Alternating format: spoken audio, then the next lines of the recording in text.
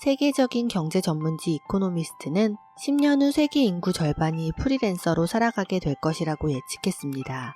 앞으로 우리의 직장은 어떤 모습으로 변하게 될까요?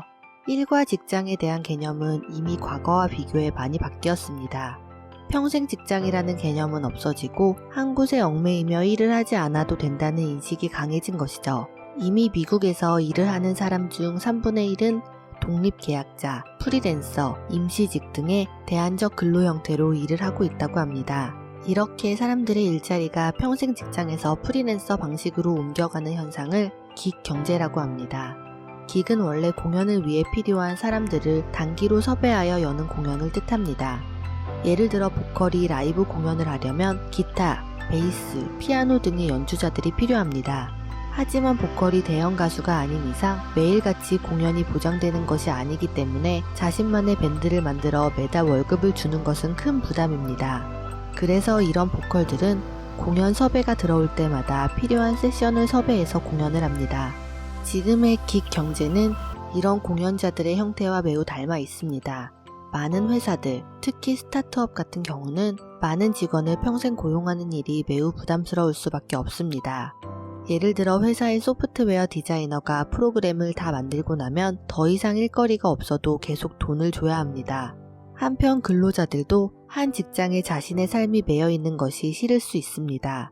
또 모두가 하루에 9시간 동안 정해진 곳에서 일할 수 있는 환경이 아닐 수도 있습니다. 회사는 필요한 프로젝트마다 적합한 사람을 찾아 프로젝트를 마치고 근로자들은 자신이 원하는 시간에 유연하게 일을 할 수 있는 이른바 온 디맨드 형태의 일자리가 전 세계 고용시장의 판도를 바꿔놓고 있습니다. 이런 변화가 시작된 것은 몇 년도 되지 않았습니다.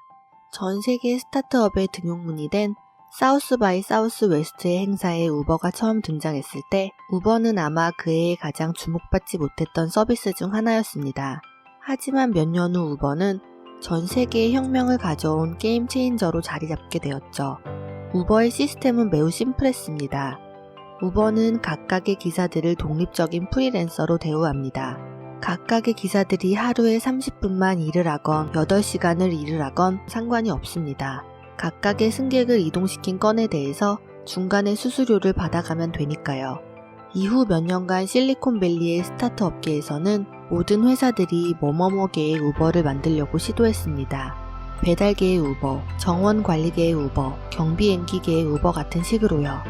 또 원하는 프로젝트에 맞는 프리랜서를 찾아주는 서비스가 등장하게 되면서 많은 회사들이 자신의 프로젝트에 맞는 인력을 어느 때보다도 쉽게 구할 수 있게 되었습니다. 이전에는 제품 소개글을 쓰기 위한 작가를 고용해야 했지만 이제는 플랫폼을 통해 건당으로 글을 써줄 사람들을 고용할 수 있습니다. 아마존이 정확한 빅데이터를 수집하기 위해 만든 플랫폼인 메커니컬 터크는 누구나 쉽게 참여해 돈을 벌 수 있습니다. 메커니컬 터크의 참여자들은 사진을 보고 적합한 레이블을 붙여주기만 하면 됩니다. 예를 들어 노란색 원피스를 보고 원피스의 색이 노란색이라고 정의해주는 것이죠. 많은 근로자들은 이런 변화에 환영했습니다. 또 온디맨드 형태의 긱경제가 활성화되면서 프리랜서들은 다양하고 세분화된 플랫폼을 통해 이전 어느 때보다도 쉽게 일감을 구할 수 있게 되었습니다.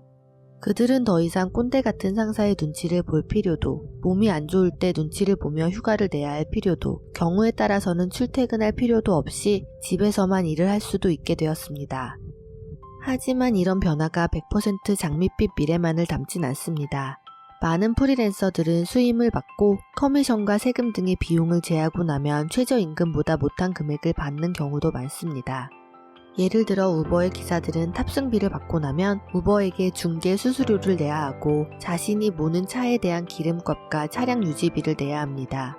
몇 년 전 공개된 우버의 내부 자료에 의하면 우버 기사들의 비용을 제한 수익은 월마트의 풀타임 평균 시급보다 떨어지는 수준이었다고 합니다. 또한 대부분의 프리랜서는 일을 하지 않을 때 아무런 수임이 없습니다. 직장에 있을 때에는 중간중간 간식을 먹거나 잠깐 인터넷 쇼핑을 해도 매달 꼬박꼬박 월급을 받지만 프리랜서들은 일하는 시간 이외에는 누구도 돈을 주지 않습니다. 또한 풀타임 정규직에게 제공되는 복리후생이나 퇴직연금 같은 제도는 프리랜서에게는 그림의 떡 같은 존재입니다.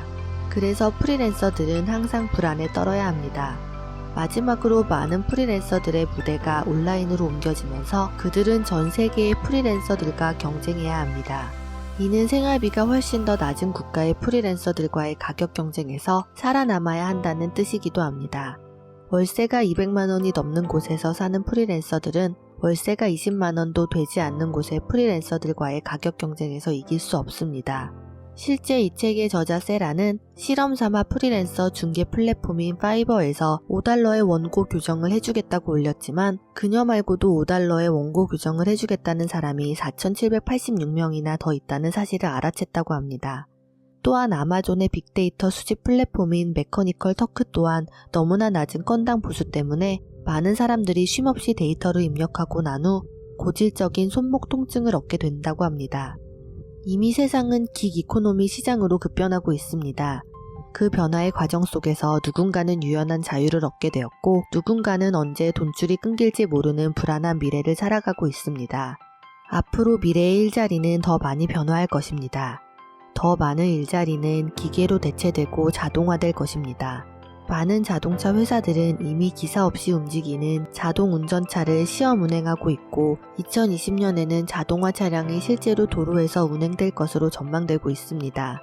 이렇게 되면 미국에서만 180만 명의 트럭 운전자, 68만 명의 버스 운전자, 140만 명의 배달 운전자, 30만 명의 택시 운전사들이 생계를 위협받게 될 것입니다. 대한민국의 상황도 크게 다르지 않을 것입니다. 또한 다양한 관리 직군의 역할 또한 기계가 할 것입니다. 데이터를 분석하고 파악해서 더 나은 의사결정을 인공지능이 바로 내려주게 될 것이니까요. 과연 현재 내가 하고 있는 일과 직업은 어떻게 변하게 될까요? 변화를 대비하기 위해서 우리는 어떻게 준비해야 될까요? 댓글로 자신의 의견을 남겨주세요. 바뀌고 있는 일자리의 변화와 미래에 대해 더 알고 싶다면 책 직장이 없는 시대가 온다를 읽어보세요. 나를 바꾸는 시간 셀프메이드. 구독하고 더 나은 자신을 만들어 보세요.